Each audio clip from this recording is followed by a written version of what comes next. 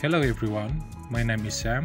In this tutorial I'm gonna be showing you how to rotate one or multiple video clips and how to animate the rotation. Alright, let's begin by dragging a video into the timeline. Then select the clip and go to Effect Controls. To rotate the video, you need to increase or decrease the rotation value until you get a specific frame view to your liking. As simple as that. Okay, let's set the value back to 0.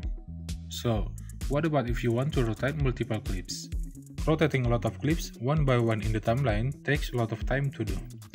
Let's add more video clips into the timeline and arrange their timing close to each other in the same track. They are all now in a single sequence.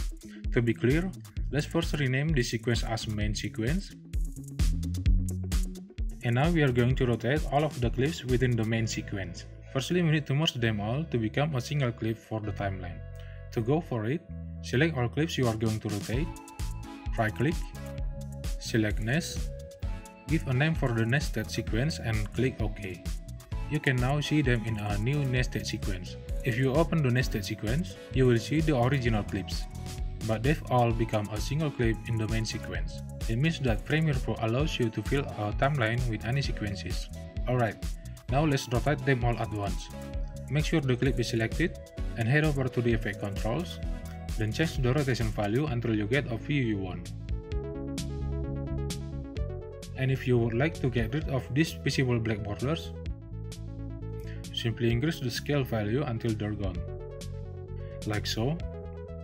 And as a trick, nesting a multiple clips become a single clip is also useful when you want to animate the rotation effect for the entire sequence. Alright, now let's make an animated rotation for the video. To go for it, we need to do keyframing. Move the placeholder to a point where you want the animated rotation effect to start. Then click this toggle animation icon to add the first keyframe. Here it is. Then move the placeholder to a point where you want the animated rotation effect to be ended. And set the rotation value for it. Let's play the preview to see what we get. That's it. That's all for this tutorial. If you have any questions, let me know in the comment section below. Don't forget to subscribe for more future uploads and thanks for watching this video.